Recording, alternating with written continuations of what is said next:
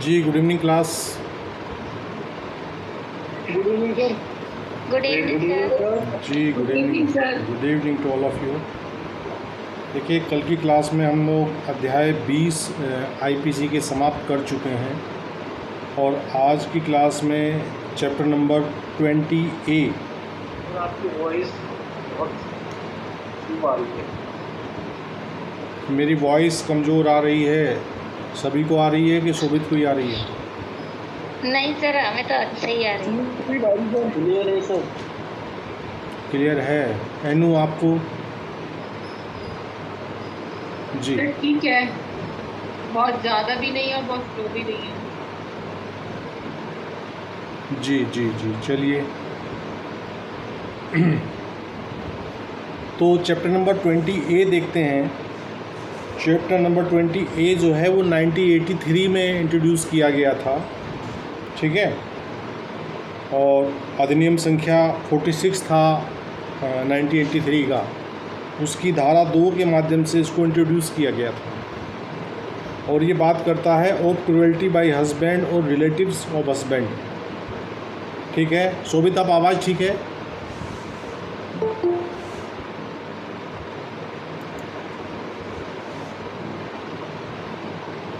जी शोभित, अभी आवाज़ ठीक आ रही है आपको?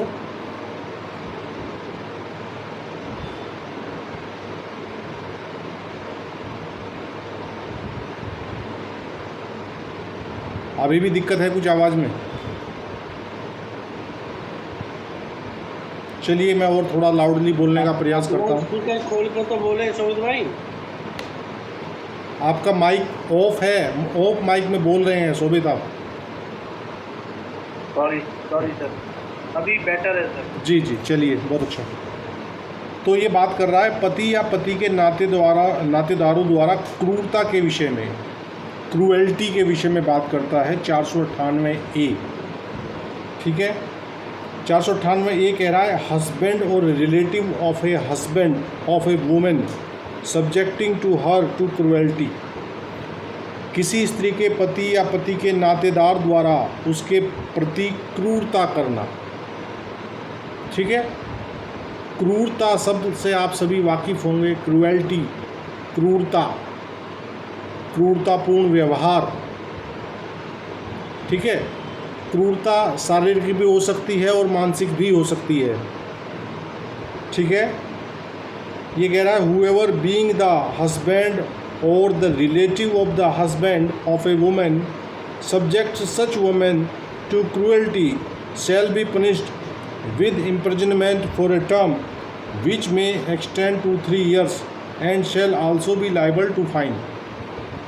ये कह रहा है 498A कि जो कोई किसी स्त्री का पति या पति का नातेदार होते हुए ऐसी स्त्री के प्रति क्रूरता करेगा, वह कारावास से जिसकी अवधि 3 वर्ष तक की हो सकेगी दंडित किया जाएगा और जुर्माने से भी दंडनीय होगा।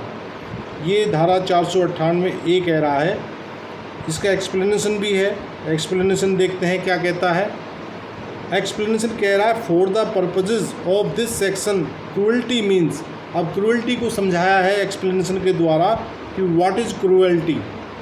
ये कह रहा है any wilful conduct which is of such a nature as is likely to drive the women to commit suicide और to cause grave injury or danger to life, limb or health, whether mental or physical, of the woman। ठीक है, मैंने अभी बताया कि ये शारीरिक भी हो सकती है और मानसिक भी हो सकती है, तो इसका स्पष्टीकरण समझाने का प्रयास कर रहा है। ये कह रहा है कि जानबूझकर किया गया कोई आचरण जो ऐसी प्रकृति का है जिसे उस स्त्री को आत्महत्या करने के लिए प्रेरित करने की या उस स्त्री के जीवन, अंग या स्वास्थ्य को, जो चाहे मानसिक हो या शारीरिक, गंभीर क्षति या खतरा कारित करने की संभावना है। तो स्पष्टीकरण का जो ए वाला हिस्सा है, का वाला हिस्सा है, उसने ये समझाया। और इसका बी हिस्सा है एक्सप्लेनेशन का, ये कह रहा है harassment of the women where such harassment is with a view to coercing her or any person related to her to meet any unlawful demand for any property or valuable security, or is on account of failure by her or any person related to her to meet such demand। ये कह रहा है कि किसी स्त्री को तंग करना जहां उसे या उससे संबंधित किसी व्यक्ति को किसी संपत्ति या मूल्यवान प्रतिभूति के लिए किसी विधि विरुद्ध मांग को पूरी करने के लिए प्रपीड़ित करने की दृष्टि से या उसके अथवा उससे संबंधित किसी व्यक्ति के ऐसे मांग पूरी करने में असफल रहने के कारण इस प्रकार तंग किया जा रहा है। देखिए, एक तरह से यहाँ ये बताया है बी वाले पार्ट में कि जो दहेज वगैरह की डिमांड होती है स्त्री से डायरेक्ट या उसके किसी नातेदार से, उसके भाई से, उसके पिता से, उसकी माँ से, व्हाट्सोएवर, और क्या किया जा रहा है कि कोई संपत्ति या कोई मूल्यवान प्रतिभूति देने के लिए मांग जो है कैसी है, वो अनलॉफुल है, विधि विरुद्ध डिमांड है। तो वैसा करने की स्थिति में उसे अगर वो असफल हो रही हैं तो असफल होने पर तंग किया जाना, तो ये 498A ने बताने का प्रयास किया है। ठीक है, तो शारीरिक और मानसिक क्रूरता को थोड़ा सा समझ लीजिए, क्या होती है शारीरिक और क्या होती है मानसिक। भाई, किसी स्त्री के साथ अगर हिंसा की जा रही है, मारपीट की जा रही है, उसको बॉडीली इंजर्ड किया जा रहा है, तो दैट इज़ फिजिकल। और अगर बहुत से मामलों में शारीरिक रूप से तो तंग नहीं किया जा रहा, मतलब शारीरिक तो उसको हिट नहीं किया जा रहा, लेकिन उसको इस प्रकार के ताने दिए जा रहे हैं, क्या लेके आई है तू, हमारे बेटे के तो पता नहीं लाखों करोड़ों के रिश्ते आ रहे थे, भूखे घर की आ गई हमारे घर में, घर का नाश कर दिया। तो इस प्रकार की बातें सुना सुना के बोलना, ये मेंटल क्रूएल्टी है। यहाँ उसको बॉडीली हिट नहीं किया जा रहा है, लेकिन मानसिक रूप से इतना त्रस्त किया जा रहा है कि वो मेंटली डिस्टर्ब हो जाए, आत्महत्या करने की सोचने लगे, आत्महत्या का प्रयास करे। तो ये 498A की जो अवस्था है, ये हमने समझने का प्रयास किया। ठीक है, सामान्यतः जो एंटी डॉरी की 3/4 है, उसके साथ 498A का कॉम्बो चलता है इनका साथ में, क्योंकि क्रूएल्टी यहाँ से उठाते हैं, दहेज की डिमांड वहाँ से उठाते हैं, और साथ में इसमें स्पष्टीकरण में भी लिखा हुआ है कि कोई अनलॉफुल डिमांड करना। तो 498A आई थिंक आप समझ गए होंगे। किसी को कोई समझ ना आई हो बात तो आप अपना मत रख सकते हैं, अन्यथा हम अध्याय 21 की शुरुआत करते हैं। अध्याय 21 IPC का जो बात करता है वो ऑफ डिफेमेशन, मानहानि के विषय में बात करता है। क्या होती है मानहानि? एक मिनट सर। हाँ, जो 498A है, इसके साथ में मोस्टली अगर डाउरी डेथ होती है तो 304 भी लगता है। वो 1983 में ऐड किया गया या 1983 में किया गया है? बिल्कुल। क्रूएल्टी तो पहले ऐड कर दिया और दहेज मृत्यु को इंट्रोड्यूस बाद में किया। ठीक है, दहेज मृत्यु जब हमने पढ़ी थी तो मैंने डिस्कस किया था कि दहेज मृत्यु का सेक्शन क्यों बनाने की आवश्यकता पड़ी थी, क्योंकि जो दहेज मृत्यु के मामले थे वो 4 दीवारियों के अंदर सारे काम होते थे, उनका कोई डायरेक्ट एविडेंस नहीं मिलती थी। घर के लोग घर के अपने घर वालों के खिलाफ गवाही देने के लिए सामने हाजिर नहीं आते थे। मान लीजिए स्टोव जलाते हुए लगा दी तिल्ली पीछे से और बता दिया कि ये तो स्टोव खाना बनाते हुए जल गई। ठीक है, तो वहाँ जो 304B का जो फंडा है वही हमने जब भी डिस्कस किया था कि वहाँ बर्डन ऑफ प्रूफ जो है वो एक्यूज़ पे डाल दिया गया है कि you have to prove that this is not क्या डावरी डेथ। ठीक है, इज दैट क्लियर? जी सर। लेकिन उसमें बैजनाथ IPS सुप्रीम कोर्ट की उसमें कहा है कि फर्स्टली जो है प्राइमा फेसिए उनको प्रेजम्पशन को अट्रैक्ट करना पड़ेगा, उसके इसेंशियल इंग्रेडिएंट पहले प्रोसिक्यूशन को ही प्रूव करने पड़ेगा। हाँ बिल्कुल, वो तो प्रेजम्पशन कैन बी अट्रैक्ट। हाँ, सून बिफोर उसको दहेज के लिए तंग किया गया। भाई आपको ग्राउंड तो आप ही को देना पड़ेगा ना। आप ये तो तय करें कि ये दहेज मृत्यु है, जो उसके तत्व हैं वो तो आप ही को साबित करने पड़ेंगे। जब आपने ये इतना साबित कर दिया कि this is a dowry death, बस आपको अब बर्डन आपके ऊपर है कि आप साबित करें कि ये डाउरी डेथ नहीं है ना। यहाँ प्रिजम्पशन खड़ी हो जाएगी उनके खिलाफ। ठीक है डियर। सर इसमें एक 498 में अमरेश कुमार वर्सेस बिहार राज्य के केस में ये है कि गिरफ्तारी मस्त नहीं है, हाँ, जब तक आवश्यक नहीं हो। जी जी जी, ये इसमें एक्चुअली इसका मिसयूज़ बहुत हो रहा था, तो मिसयूज़ सुप्रीम कोर्ट तक पहुंचा। ज़रा सी छोटी छोटी सी बातों को लेके विवाद कुछ और होते थे, झगड़े कुछ और होते थे, और हथियार के तौर पे हमारे यहाँ जो है ना, कानून को ढाल की तरह कम इस्तेमाल किया जाता है, तलवार की तरह ज़्यादा इस्तेमाल किया जाता है। भाई आपको कानून का जो सुरक्षा कवच मिला है वो इसलिए है कि आप पीड़ित ना हो, पीड़ित होने से आपको बचाया जाए। यदि आप पीड़ित हैं तो आपको राहत प्रदान की जाए। लेकिन होता क्या है, चाहे वो हमारे यहाँ SC/ST एक्ट हो, चाहे ये पारिवारिक मामलों वाले एक्ट हों, ठीक है, आजकल इवन पोक्सो एक्ट का भी मिसयूज़, बहुत सारे केसेस ऐसे आते हैं कि ले आओ कोई बच्चा और बच्चे से लगवा दो कोई चार्ज, ठीक है ना। तो बहुत सारे हमारे यहाँ जो है कानून के सदुपयोग की बजाय दुरुपयोग ज़्यादा होते हैं। पर क्या करें, मजबूरी है, केवल दुरुपयोग के आधार पर कानूनों को निरस्त तो नहीं किया जा सकता। ठीक है, तो देखते हैं 499 डिफेमेशन क्या कहता है, डिफेम करना। ठीक है, तो डिफेम शब्द जो है फेम का ये क्या है, विलोम शब्द है, डिफेम। फेम क्या होता है Sharma ji, Sarjit Sharma ji? Fame sir goodwill. Goodwill, famous होना, प्रसिद्ध होना,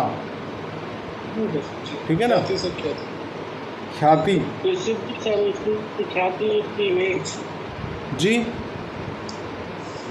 ख्याति मीन्स ये है कि आपकी समाज में जो इज्जत है वो यहाँ उससे तात्पर्य है। सोसाइटी में, समाज के लोगों में आपका क्या स्थान है।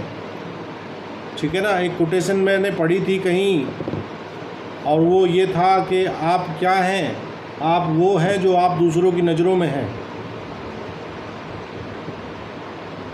ठीक है ना भाई, अपने मुंह मियाँ मिट्ठू बने घूमते रहो, आपका मान सम्मान उतना ही है जितना कि लोग आपको, आपकी क्रेडिबिलिटी उनकी नज़रों में है, वहाँ क्या आपको स्थान मिलता है। क्यों अमित? जी सर बिल्कुल। हाँ, एक पब्लिक की नज़र में आपकी क्या इमेज है, बस वो है वहीं। और जो ये डिफेम शब्द आया है, डिफेम का भी आधार यही है कि आपको समाज की नज़रों में, लोगों की नज़रों में आपकी फेम को, फेम का जो आपका क्या बोलते हैं ग्राफ है, उस ग्राफ को अप की बजाय डाउन कर देना, दैट इज़ डिफेम। ठीक है, देखते हैं डिफेमेशन की परिभाषा पढ़ते हैं। 499 डिफेमेशन को समझा रहा है, और ये काफ़ी लंबी धारा है, इसके एक्सेप्शन काफ़ी हैं। IPC की इस धारा से संबंधित सवाल एक बार आया था हमारे सामने MCQ में, तो ये पूछा गया था कि कितने अपवाद हैं, 499 के कितने अपवाद हैं। तो I think there are 10 exceptions, 10 अपवाद हैं इसके।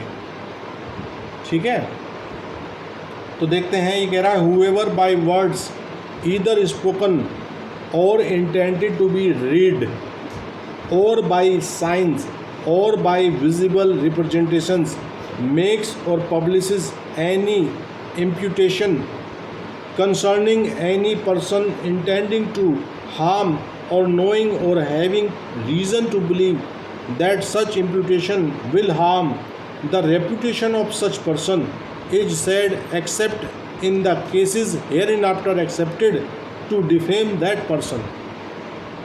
ये कह रहा है मानहानि जो कोई बोले गए या पढ़े जाने के लिए आशित शब्दों द्वारा या दृश्य रूपणों द्वारा किसी व्यक्ति के बारे में कोई लांछन इस आशय से लगाता है या प्रकाशित करता है कि ऐसे लांछन से ऐसे व्यक्ति की ख्याति को अपहानि की जाए, या ये जानते हुए या विश्वास करने का कारण रखते हुए लगाता है या प्रकाशित करता है कि ऐसे लांछन से ऐसे व्यक्ति की ख्याति को अपहानि होगी।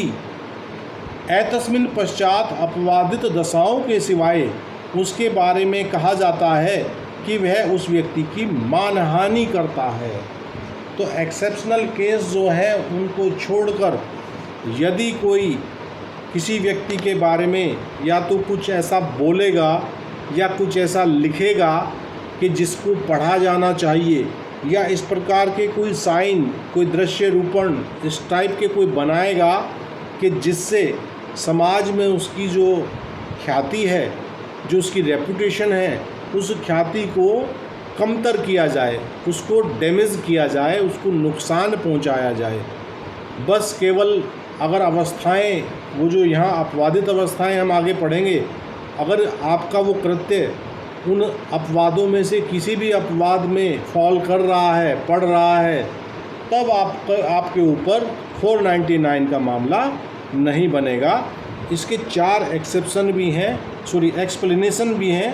पहले एक्सप्लेनेशन देखते हैं, उसके बाद एक्सेप्शंस को देखेंगे। तो एक्सप्लेनेशन नंबर 1 कह रहा है कि it may amount to defamation to impute anything to a deceased person if the imputation would harm the reputation of that person if living and is intended to be harmful, hurtful to the feelings of his family or other near relatives।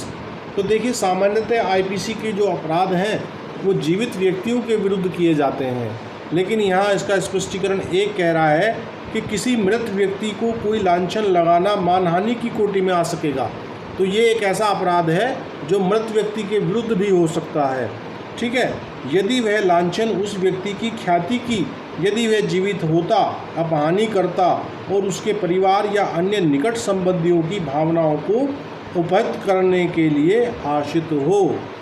तो इसमें स्पष्टीकरण 1 ने ये समझाया कि मानहानि का अपराध किसी मृत व्यक्ति की ख्याति को अगर आप इम्प्यूट करोगे, उसको खतरा पहुंचाओगे, उसको डिफेम करोगे, तो उसके विरुद्ध मानहानि का मामला बन जाएगा, भले ही व्यक्ति मर चुका हो। ठीक है, सामान्यतः आईपीसी के अपराध जीवित व्यक्तियों के विरुद्ध ही होते हैं। यहाँ जो है मानहानि का स्पष्टीकरण 1 ये बता रहा है कि ये मृत व्यक्ति के विरुद्ध भी हो सकता है। तो आपके सामने एमसीक्यू में कोई ऐसा सवाल आ जाए कि भाई मृत व्यक्ति के विरुद्ध अपराध जो है, एक तो हमने पीछे पढ़ा था कि डेड बॉडी का अवहेलना करना, ठीक है, कौन सी धारा में पढ़ा था हमने? कल्पना चौहान,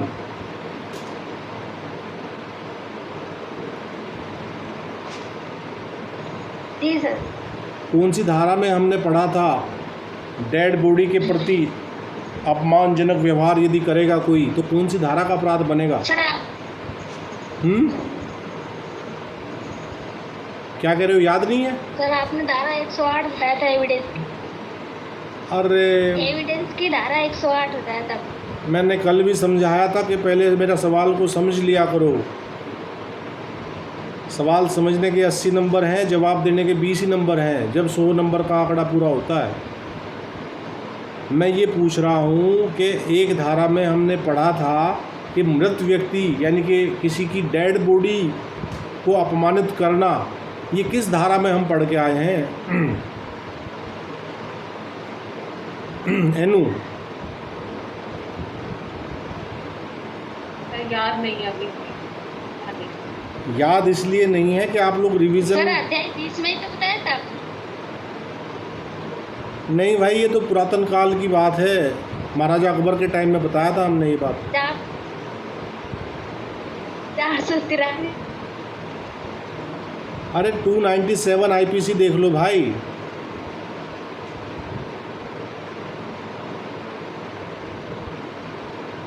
जो चैप्टर हमने धर्म के विरुद्ध अपराध पढ़े थे, वहाँ कब्रिस्तान आदि और उसमें डेड बॉडी को भी, जी सर, है ना, थोड़ा सा अपने ज्ञान चक्षु खुले रखा करो और रिवीजन निरंतर किया करो। देखिए, कानून को आप ऐसे मत पढ़ो कि भाई जो चैप्टर क्लास में चल रहा है केवल उसी से ताल्लुक़ रखो। जो पिछले आप पढ़ते हैं उसके नोट्स आप साथ साथ क्लास में बनाते रहें, जो चीज़ अच्छी लगे नोट डाउन करते रहें। यहाँ केस लॉज भी डिस्कस होते हैं, केस लॉज को लिखें जो कंसेप्ट है, देखिए मैं यहाँ ऑनलाइन क्लास में आपके कंसेप्ट ही क्लियर करा सकता हूँ, बाकी आपको बहुत सारी मेहनत खुद भी करनी है, ठीक है ना। तो झाड़ू के सहारे मत रहो, दवा भी ले लो। जी सर। ठीक है ना। आपके एग्जाम्पल बड़े भारी पड़ते हैं सर कभी कभी। एग्जाम्पल वो बेटे वाली बात याद आ गई मुझे। कल जी एग्जाम्पल नहीं, ओपी। अच्छा, वो कल सक्सेस रेट बताया था ना मैरिज का, वो महिला वकीलों वाला। अभी हमारे कोर्ट में एक जो है महिला वकीलों की नई शादी हुई थी, शायद मैं कौतूहलवश आदमी से पूछ बैठा। हाँ। मैंने कहा कैसा चल रहा है, बड़ा दुख भरा लगा। तो उन्होंने बताया डाइवोर्स हो गया, अभी 1 साल भी शादी को नहीं हुआ। उन्होंने कहा डाइवोर्स की हुआ गई। तो वो बात याद आ गई होगी, रात ही हम डिस्कस कर रहे थे क्लास में। तो मैंने कहा, तो नहीं मुझे लगा, मैंने कहा सर आपका तो जो है गया मैरिज लाइफ, सर का सर। हाँ, बड़ा दिक्कतें हैं। अब पता नहीं भगवान जाने कि समस्या कहाँ आती है। वो तो देखो सब इंटरनल मामला है उनकी शादियों का भी, वहाँ डिस्टर्बेंस कहाँ आती है। सर इसमें समस्या एक ही जगह आती है। नहीं, मैंने तो ऐसे ही पूछा जैसे कल शाम चर्चा हो रही थी। हाँ नहीं, आदमी सचमुच ही गड़बड़ हो गई तो मुझे बड़ा एम्बैरेसिंग फील हुआ पूछना उनसे। होता है। एक मिनट सुन भाई, सर इसके लिए यहाँ तक मैं पहुँचा हूँ कि जब लोग अपने राइट की बात करते हैं, ड्यूटीज़ की बात नहीं करते, तब यहाँ पे प्रॉब्लम क्रिएट होती है। ये तो है ही। देखिए ड्यूटीज़ और राइट जो है एक दूसरे के क्या हैं, पूरक हैं। भाई जो मेरी ड्यूटी है वो आपका राइट है, जो मेरा राइट है वो आपकी ड्यूटी है। सीधा सा फंडा है। भाई मेरी ड्यूटी क्या है कि मैं 8 बजे हाजिर हो जाऊं आपके समक्ष, क्लास को लेके व्यवस्थित रूप से क्लास चलाऊं, है ना। ये आपका राइट है। भाई आप मुझे एक नॉमिनल मानदेय दे रहे हैं कि सर हमने आपको मानदेय दिया, तो हमारा राइट बन गया कि आप हमें प्रॉपरली जो एक टाइम शेड्यूल के हिसाब से क्लास जो है वो प्रॉपरली। वो बात अलग है कि कुछ कई बार समस्याएं हो जाती हैं कि 8 बजे क्लास नहीं हो रही है, कि 9 बजे हो रही है, कि 6 बजे हो रही है। That is a different matter. या किसी दिन कहीं ऐसी व्यवस्था आ जाए कि भाई आज क्लास संभव ही नहीं हो पा रही है बाई चांस, तो ऐसे भी जो व्यवस्थाएं हो जाती हैं। अब परसों की बात ले लीजिए आप, परसों मैं क्लास के लिए बैठ गया था, क्लास का मैसेज भी फ्लैश हो गया था। मैं अपने फ़ोन को जो है एरोप्लेन मोड पे कर देता हूँ जिस टाइम क्लास शुरू होती है, क्योंकि मुझे पता है कि अगर वो फ़ोन ऑन रहेगा तो कोई ना कोई घुसा रहता है फ़ोन में, ठीक है। मैं उसको एरोप्लेन मोड पे करने ही वाला था, तो हमारे एक मित्र हैं जिला जज महोदय, वो आए हुए थे सहारनपुर में। उनका कॉल आ गया तभी 2 सेकंड पहले ही बंद करने से, कि बोले भाई कहाँ है। मैंने कहा जी मैं तो घर ही हूँ, गाँव तो नहीं जा रहा। मैंने कहा हाँ। बोले मैं आ रहा हूँ। मैंने कहा जी आ जाओ। तो वो घर पे आए तो 1-1.5 घंटा बैठे, चाय वाय पी अपना उसी में। मैंने कहा भाई अब क्लास की तो व्यवस्था, तभी मैंने तत्काल कहा कि मैंने कहा क्लास पोस्टपोन की जा रही है आज। तो व्यवस्थाएँ, कुछ समस्याएँ, कुछ परिस्थितियाँ आपके साथ भी है, हमारे साथ भी है।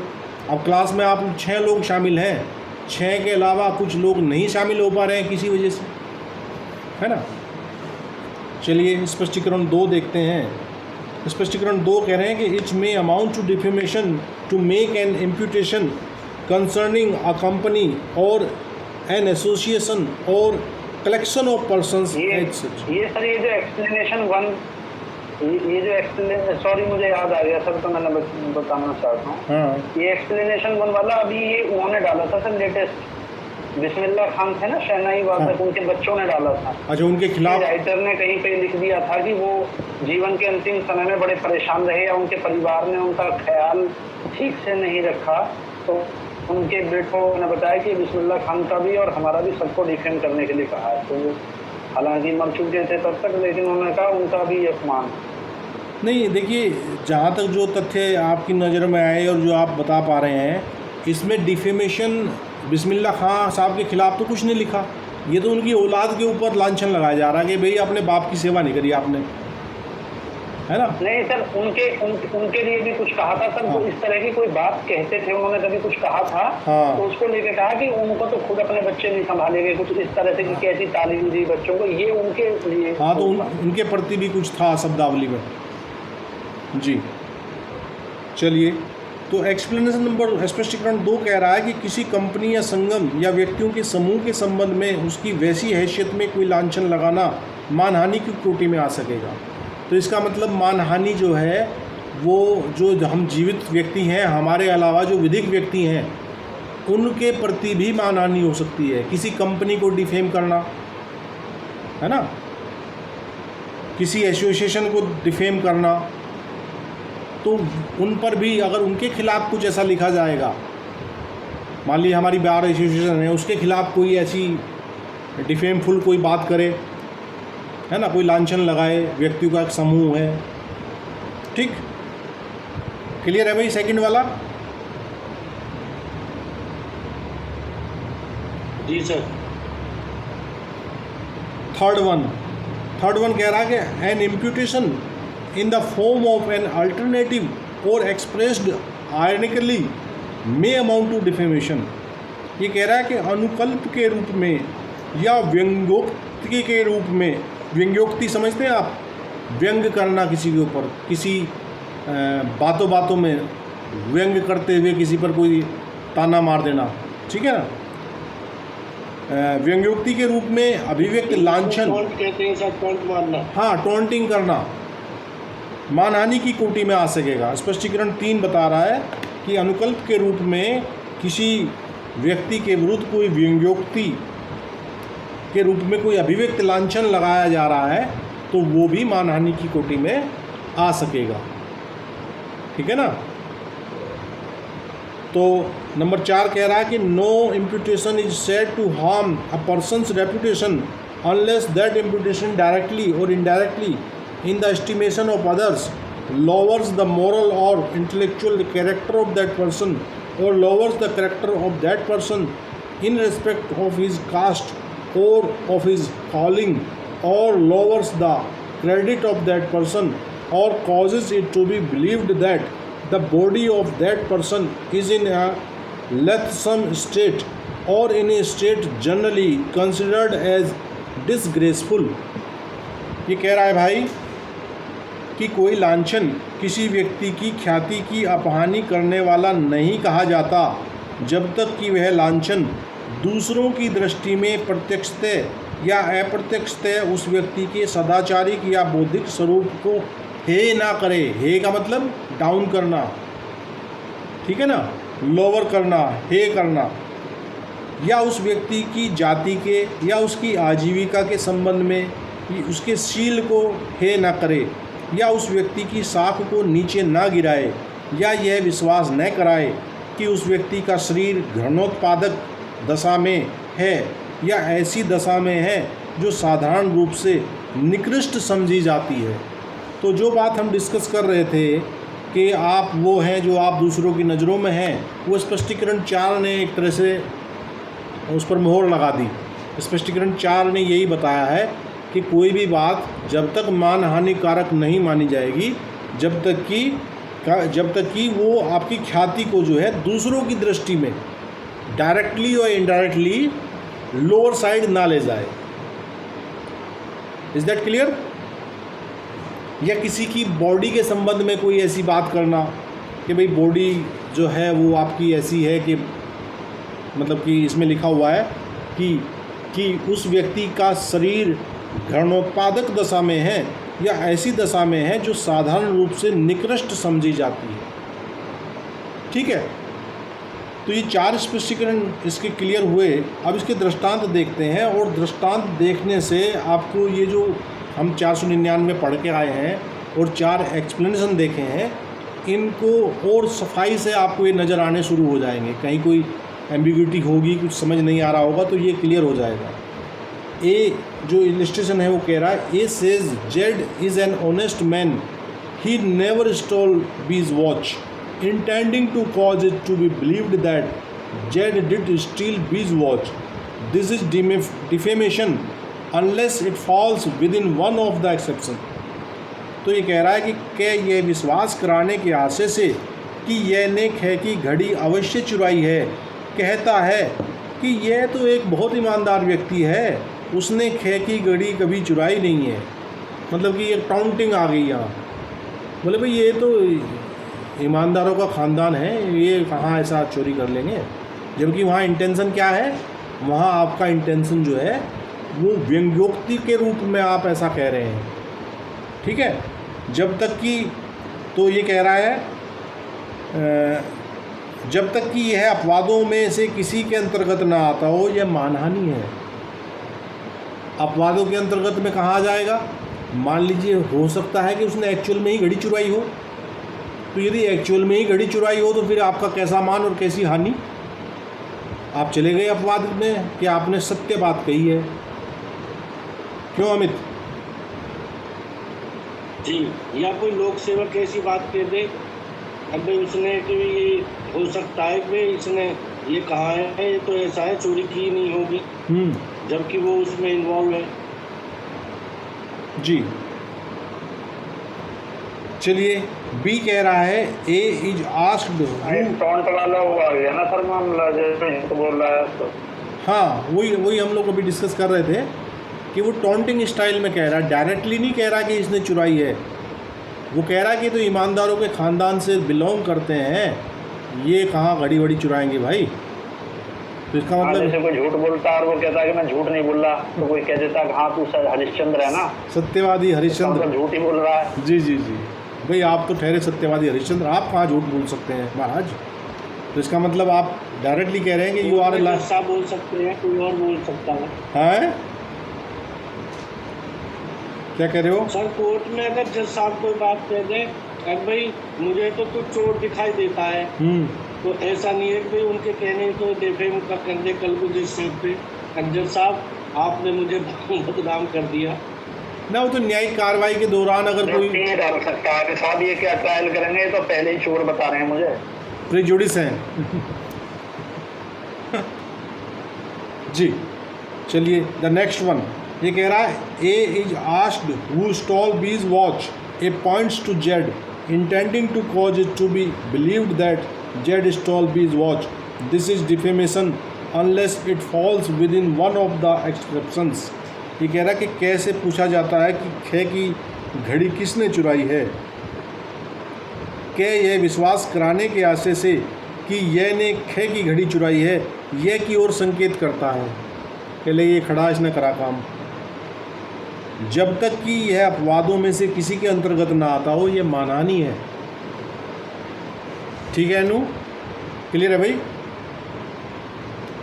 सी A draws a picture of Z running away with B's watch intending it to be believed that Z stole B's watch, this is defamation unless it falls within one of the exception. उसने picture ही बना दी उसकी, घड़ी लेके चुरा के भागता हुआ। तो यदि और जब तक किसी अपवाद की अवस्था में वो ना आ जाए तो वो दृश्य रूपण जो है वो मानहानि है। और यदि ये साबित हो जाए कि हाँ ये सही था, यही चोर था, तो फिर वो दृश्य रूपण जो है वो मानहानि की कोटि में नहीं आएगा। अब इसके अपवाद, लेकिन सर इस पिक्चर का पब्लिकेशन भी तो होना चाहिए ना। हाँ पब्लिकेशन ही तो बता रहा है वो कह रहा है A draws picture of Z running with B's watch बना देना। जी जी, intending to be believed.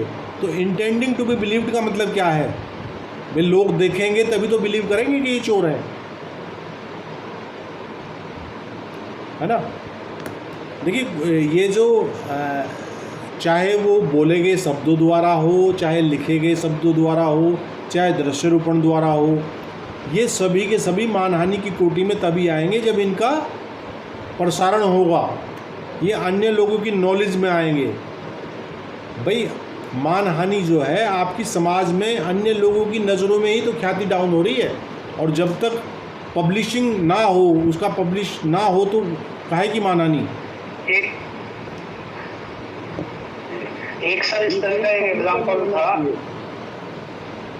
Ji, Ghaziabad district का मामला था कि डीएम आवास पे सर कोई रेप हो गया था, वहाँ पे कोई महिला काम करती थी या जो भी सहायिका के रूप में कैसे, वो बड़ा हाईलाइट हुआ, कुछ हुआ।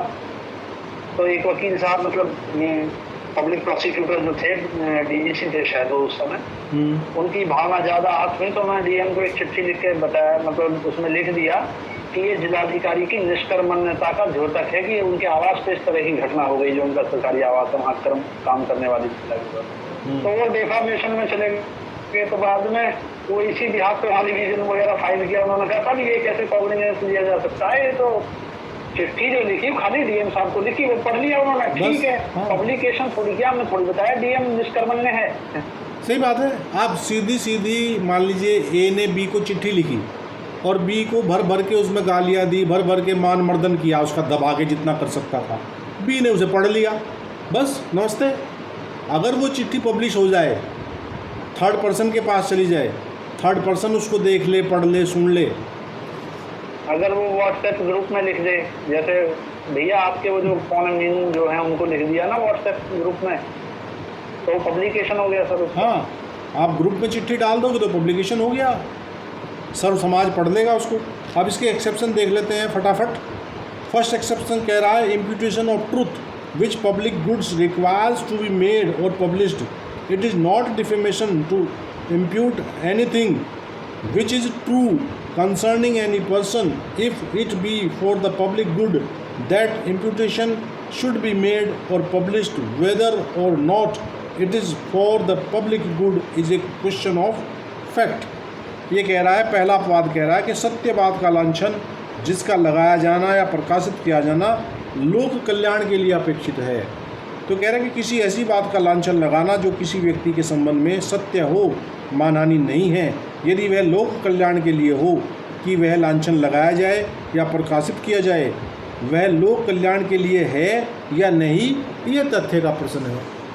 ये केस टू केस डिफ़र करेगा कि वहाँ फैक्ट देखे जाएंगे कि भाई ये पब्लिक कल्याण के लिए ठीक है कि नहीं है। अब अगर आप किसी चोर को जो है, जो सही में चोर है, उसके बारे में आप बता रहे हो, तो ये पब्लिक कल्याण भी तो उसमें है कि पब्लिक भी सावधान हो जाए उससे। भैया आज इसकी घड़ी ए की घड़ी चुरा रहा है, कल बी की चुराएगा, कल सी की चुराएगा। जैसे हैबिचुअल ऑफेंड है उसके सर फोटो लगा दिए जाते हैं सभी जगह मार्केट में, तो वहाँ उनका कोई मान मर्दन नहीं हुआ। ठीक है भाई। सेकंड एक्सेप्शन कह रहा है public conduct of public servants, कह रहा है it is not defamation to express in good faith any opinion whatever respecting the conduct of a public servant in the discharge of his public functions or respecting his character so far as his character appears in that conduct and no further. दूसरा अपवाद कह रहा है कि लोक सेवकों का लोक आचरण, जो पब्लिक सर्वेंट हैं उनका कैसा कंडक्ट है लोक के प्रति, उनका कैसा आचरण है। तो ये कह रहा है कि लोक सेवकों का लोक आचरण, उसके लोक कर्तव्यों के निर्वहन में, लोक सेवक के आचरण के विषय में या उसके शील के विषय में, जहाँ तक कि उसका शील उस आचरण से प्रकट होता है, न कि उससे आगे कोई राय, चाहे वह कुछ भी हो, सद्भाव पूर्वक अभिव्यक्त करना मानहानि नहीं है। मान लीजिए पब्लिक कंडक्ट आपका ऐसा है कि पब्लिक आपकी आलोचना यदि कर दे तो वहाँ मानहानि में नहीं जाओगे आप। मान लीजिए आप लोक सेवक होते हुए आपका आचरण जो है वो ऐसा है कि जो कि आपका लोकाचरण नहीं होना चाहिए उस पद पर रहने के साथ साथ, और आपके वैसे आचरण की कोई आलोचना की जा रही है, उसके ऊपर कोई वो किया जा रहा है, कोई विचार व्यक्त किए जा रहे हैं, तब जो है वो मानहानि की कोटि में नहीं आएगा। क्लियर है इनू? जी सर।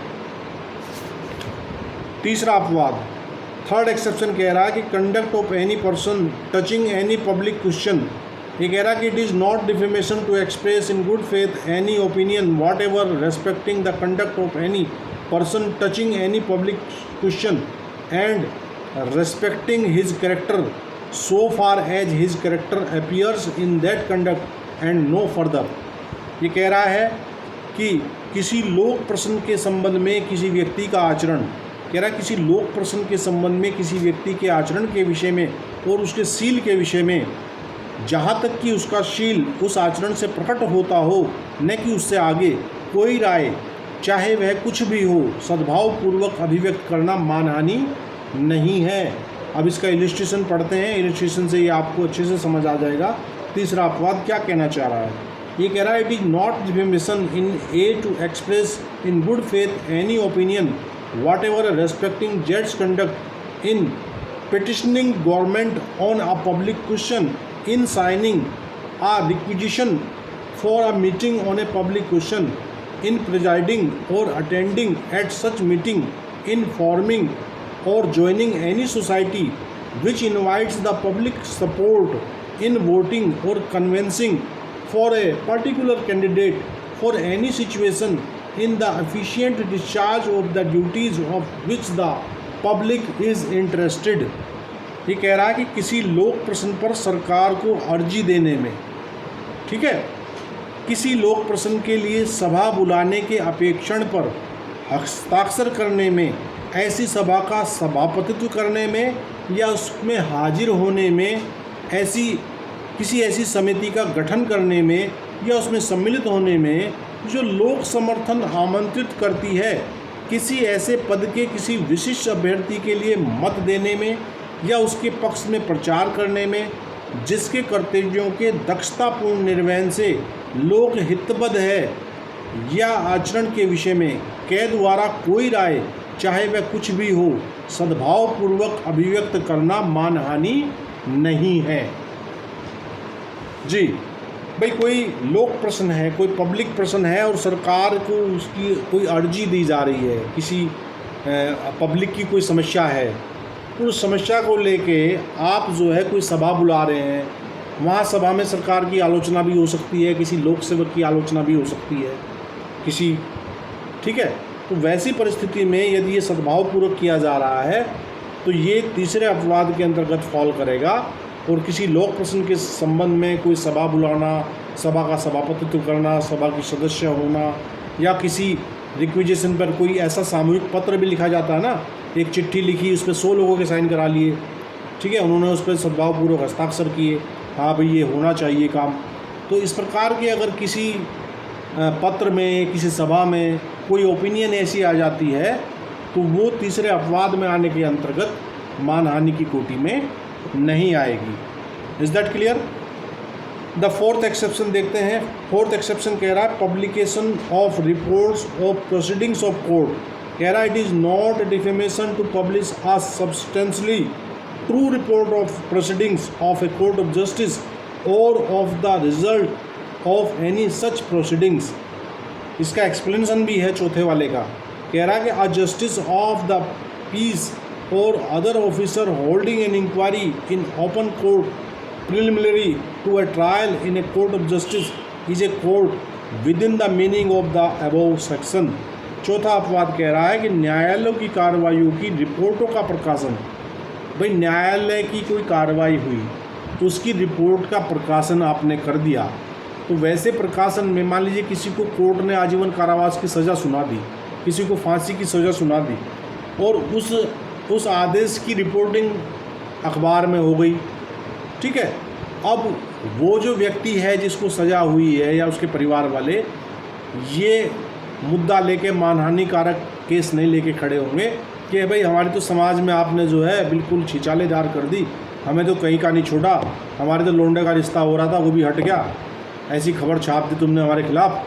तो भाई ये चौथे अपवाद में आ जाएगी, चूँकि वो न्यायालय के आदेश के अनुसरण में कोई रिपोर्ट आई है, वो ट्रू रिपोर्ट है। भाई किसी को सज़ा ना हुई हो उसके खिलाफ कोई खबर छाप देना, तब तो ये अपवाद संख्या 4 काम नहीं आएगा।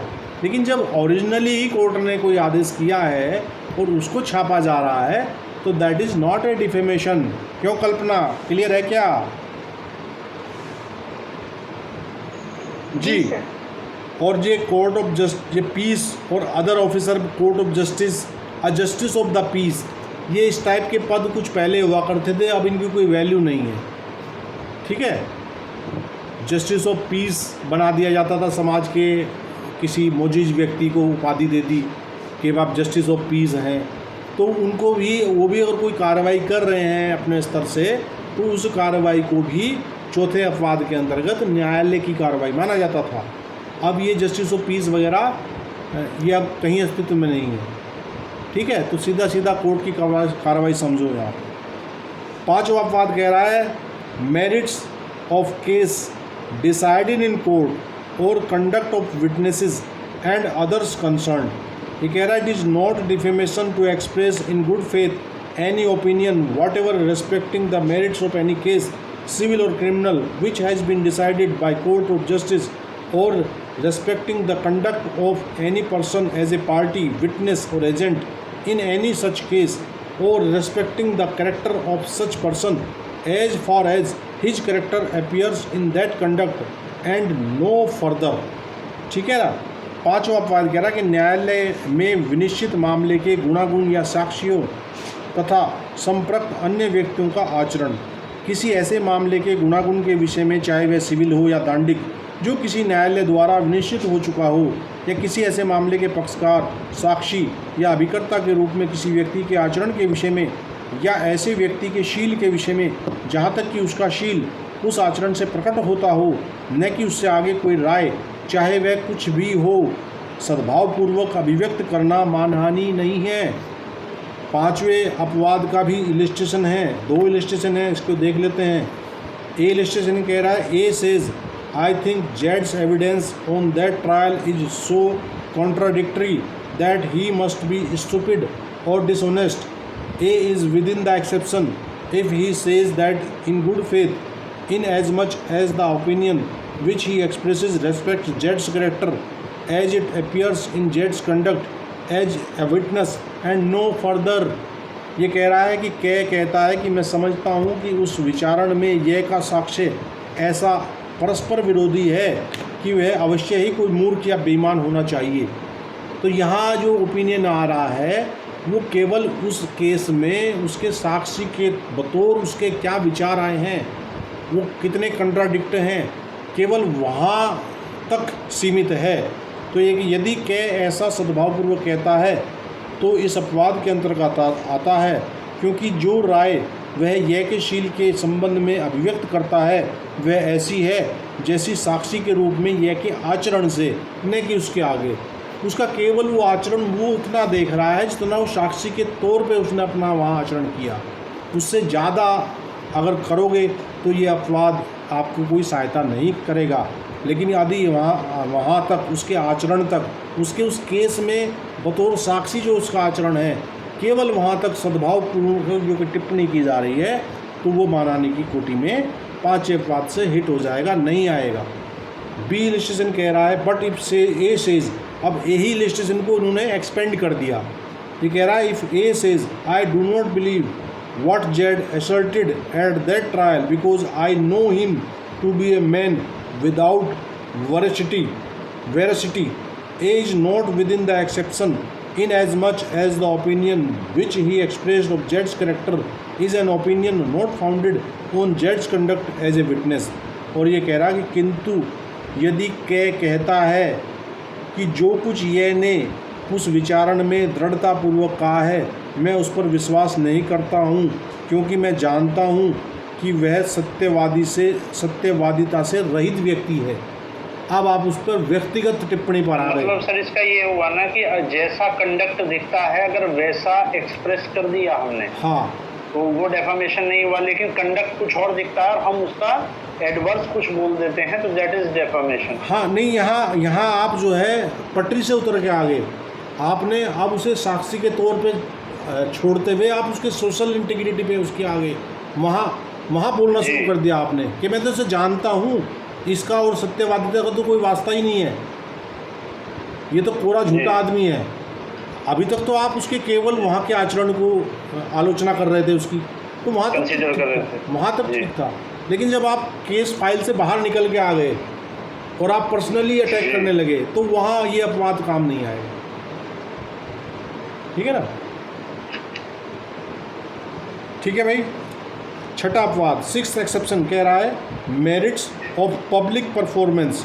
ये कह रहा है it is not defamation to express in good faith any opinion respecting the merits of any performance which its author has submitted to the judgment of the public or respecting the character of the author so far as his character expressed in such performance and no further। ये कह रहा है छठा अपवाद, लोक कृति के गुणागुण। आपने कोई अपनी कोई कुछ कृति, कोई आपने बुक लिखी सपोज कीजिए, तो आपकी कैसी कृति है? आपकी वो प्राइवेट कृति है, जब तक आप लिख के उसका जो पूरा पुलिंदा है वो अपने पास रखे हुए हैं, आपने अभी वो पब्लिश नहीं की है। तो ये कह रहा कि यदि लोक कृति, ये कह रहा कि किसी ऐसी लोक कृति के गुणागुण के विषय में जिसको उसके कर्ता ने लोक के निर्णय के लिए रखा हो, या उसके कर्ता के शील के विषय में, जहाँ तक कि उसका शील ऐसी कृति से प्रकट होता हो, न कि उसके आगे, कोई राय सद्भावपूर्वक अभिव्यक्त करना मानहानि नहीं है।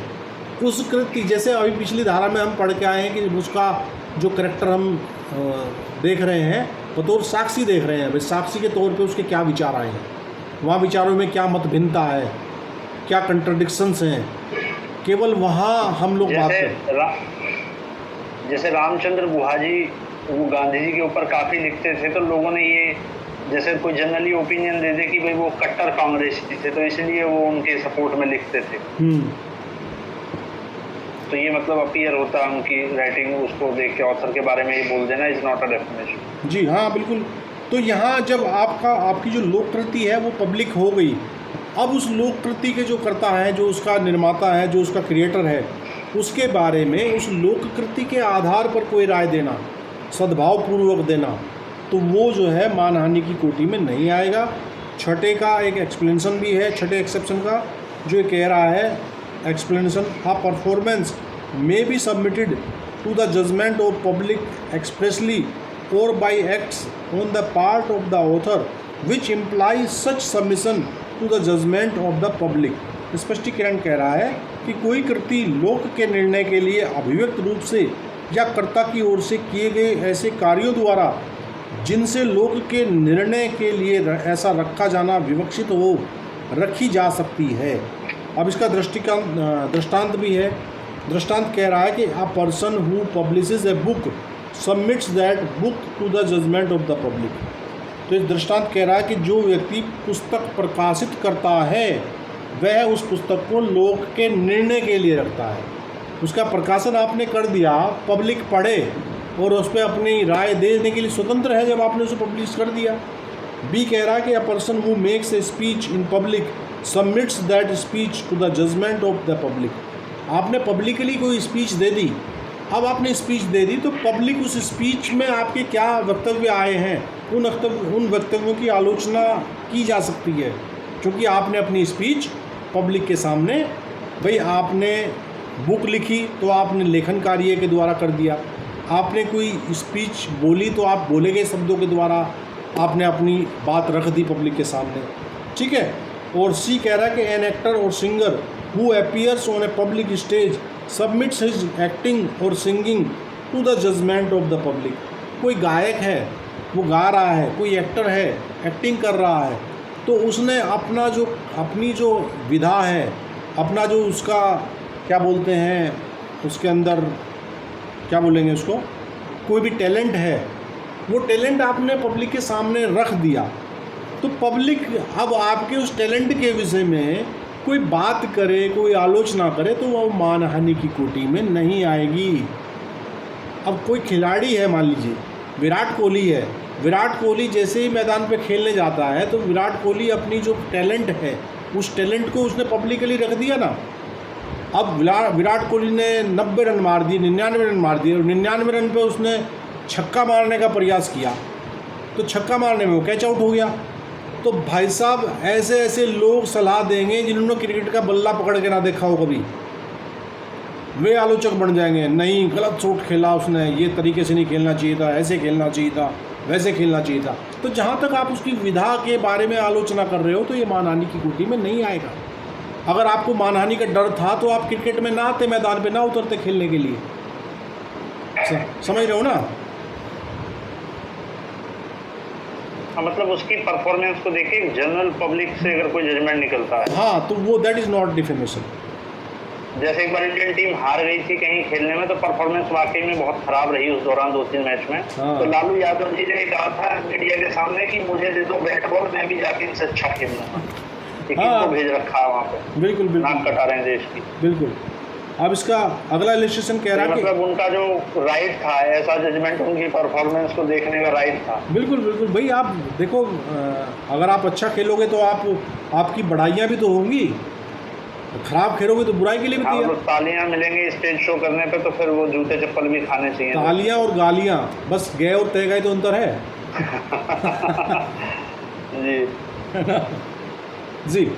डी कह रहा है A sage of a book published by Z, Jades book is foolish, Z must be a week man, Jades book is indecent, Z must be a man of impure mind, A is within the exception if he says that this in good faith, inasmuch as the opinion of which he expressed of Jed's respects Jed's character only so far as it appears in Jed's book and no further। ये कह रहा कि यह द्वारा प्रकाशित एक पुस्तक के संबंध में कहता है कि यह की पुस्तक मूर्खतापूर्ण है, केवल उसकी बुक के विषय में यहाँ चर्चा हो रही है।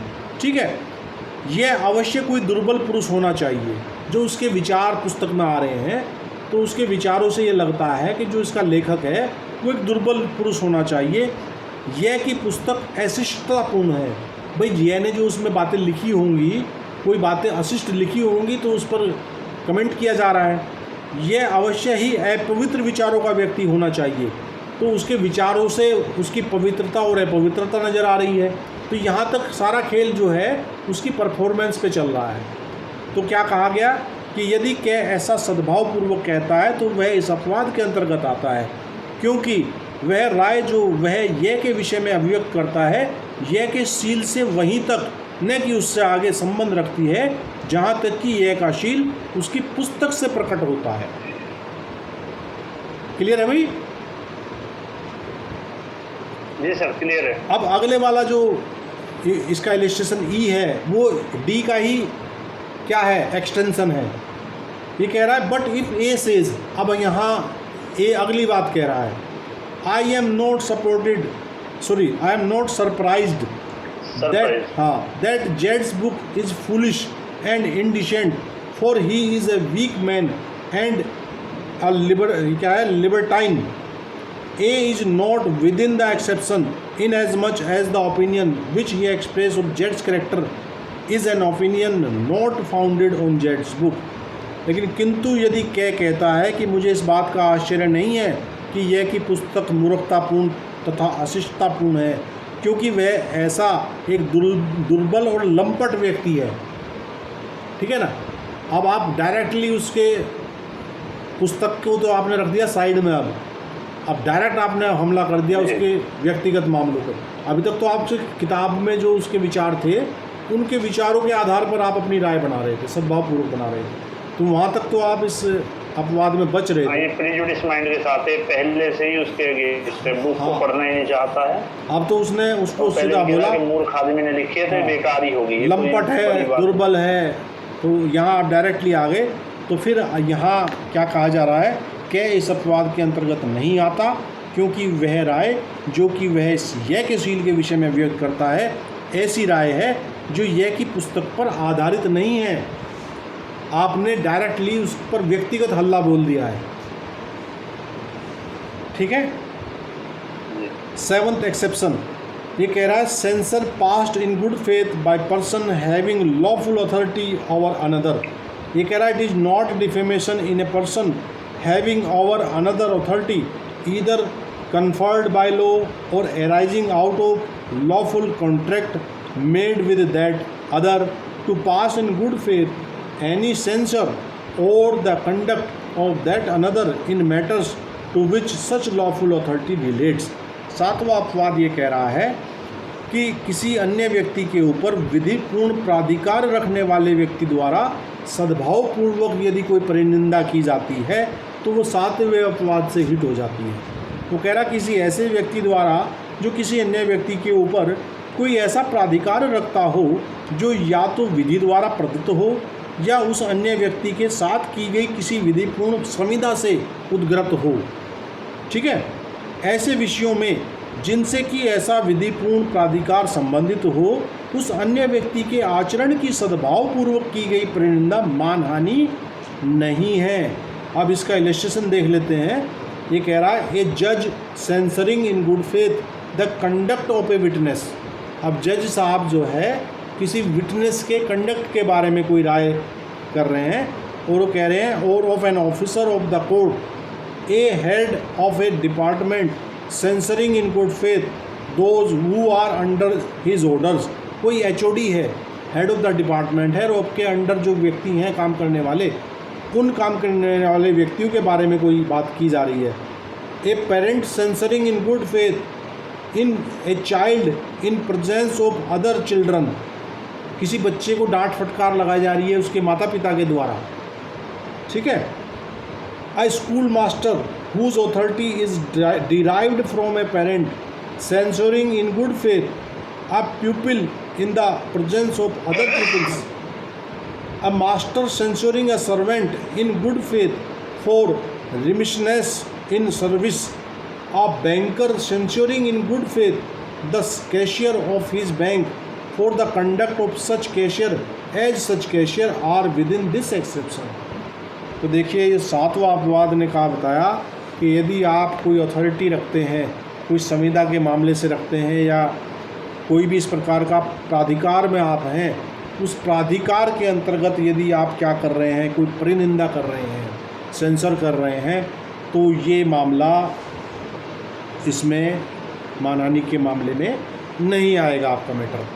ये कह रहा कि किसी साक्षी के आचरण की या न्यायालय के किसी ऑफिसर के आचरण की सद्भावपूर्वक परिनिंदा करने वाला कोई न्यायाधीश, ठीक, उन व्यक्तियों को जो उसके आदेशों के अधीन है, सद्भावपूर्वक परिनिंदा करने वाला कोई विभागाध्यक्ष, ठीक है, अन्य शिशुओं की उपस्थिति में किसी शिशु की सद्भावपूर्वक परिनिंदा करने वाला पिता या माता, भाई बच्चे को कोई डांट फटकार लगा दी, कोई उसके बारे में कह दिया 1 नंबर का निठल्ला है, सोता रहता है हर टाइम, पढ़ाई नहीं करता है, अब वो मानहानि का केस लेकर खड़ा हो जाए जाके कोर्ट में कि जी मेरी तो जो थोड़ी बहुत मानहानि थी इनके सामने ही थी, इन्हीं के सामने माँ बाप ने लुटिया डुबो दी मेरी, है ना।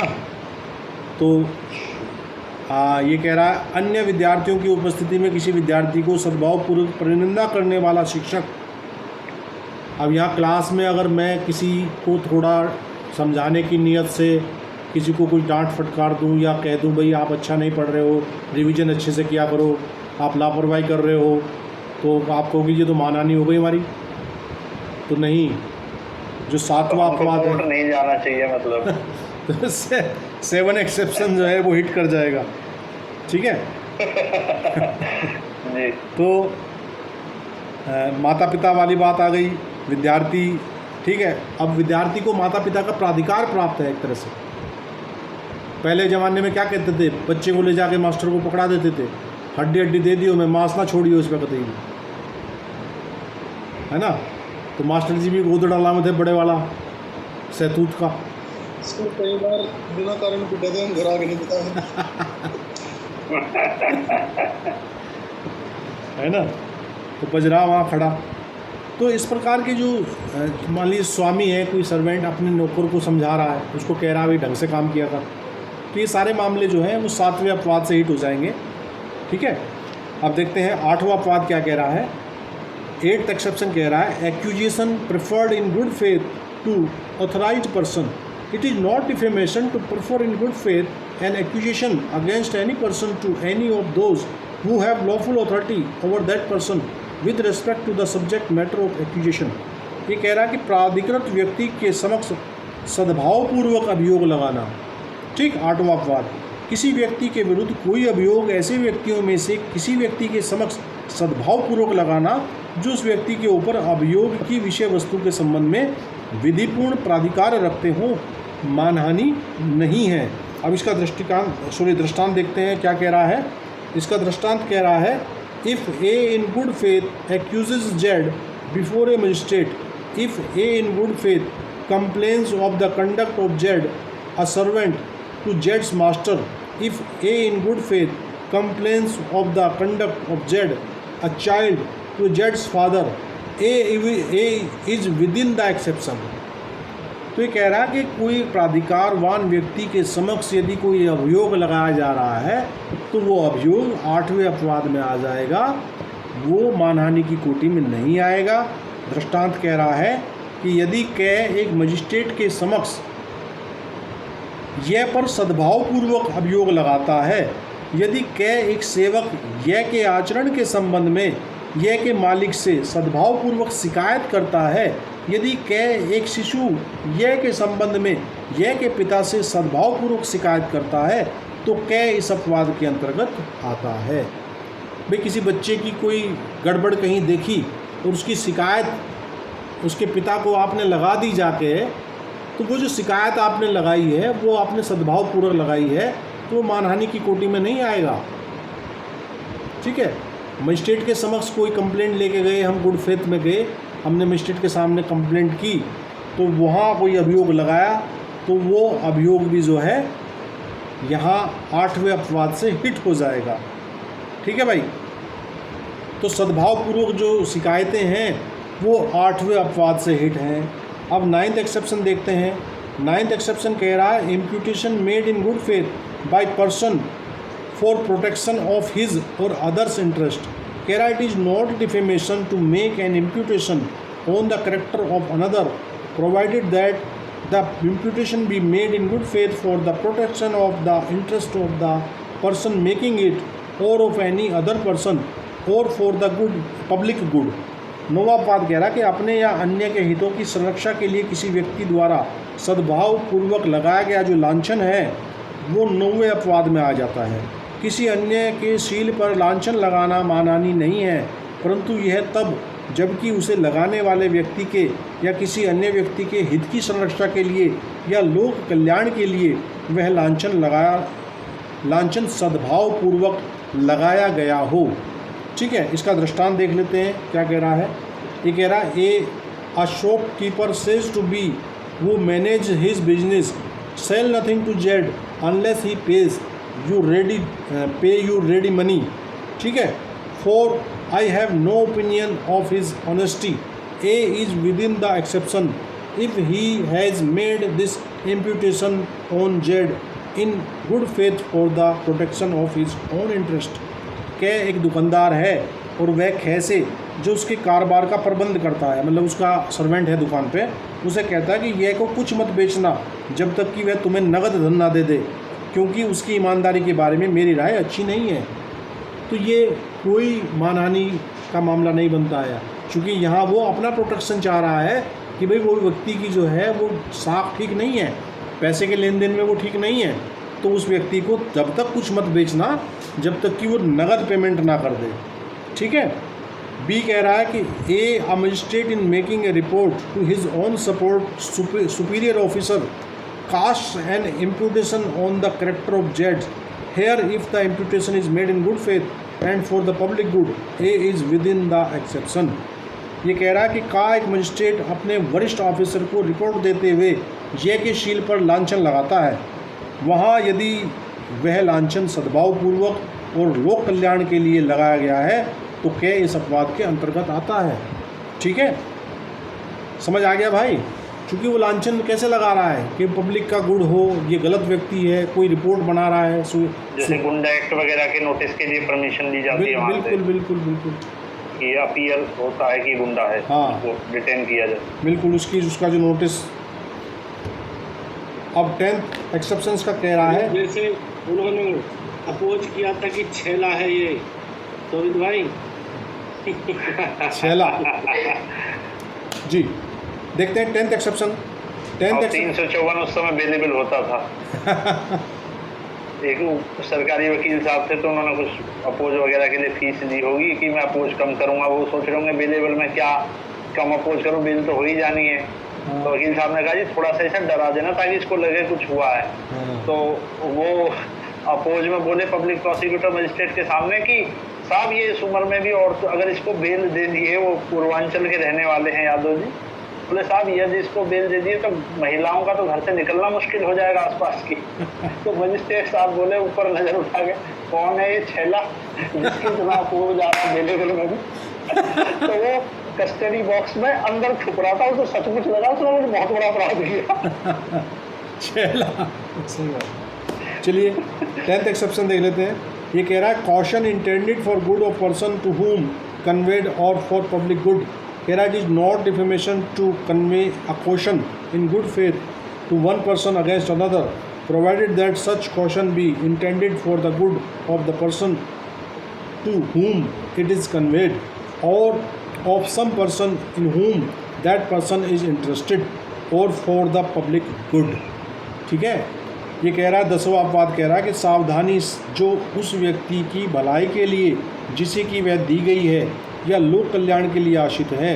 एक व्यक्ति को दूसरे व्यक्ति के विरुद्ध सद्भावपूर्वक सावधान करना मानहानि नहीं है, परंतु यह तब जबकि ऐसी सावधानी उस व्यक्ति की भलाई के लिए जिससे वह व्यक्ति हितबद्ध हो या लोक कल्याण के लिए आशित हो। ठीक है भाई, किसी की भलाई के लिए किसी को सावधान कर देना मानहानि की कोटि में नहीं आएगा। ठीक है भाई, उससे बच के रहना, वो आदमी ठीक नहीं है, उसकी संगत में मत पड़ना। तो इस टाइप की बातें अगर उसके लाभ के लिए कोई कही जा रही है तो that is not a defamation according to 10th exception. तो चलिए मित्रों 500 भी देख लेते हैं। 500 मानहानि के लिए दंड की व्यवस्था कर रहा है। ये कह रहा है पनिशमेंट फॉर डिफेमेशन, जिसमें पब्लिकेशन को सबसे इम्पोर्टेंट माना है सर। एक वो केस है बिलाल अहमद कालो versus state of Andhra Pradesh. अच्छा, जिसमें मतलब इसको ये माना था कि बिल्कुल इसको ट्रिगर करने के लिए इसेंशियल इंग्रेडिएंट है, तभी ट्रिगर होगी ये। बिल्कुल बिल्कुल। तो 500 में क्या पनिशमेंट है?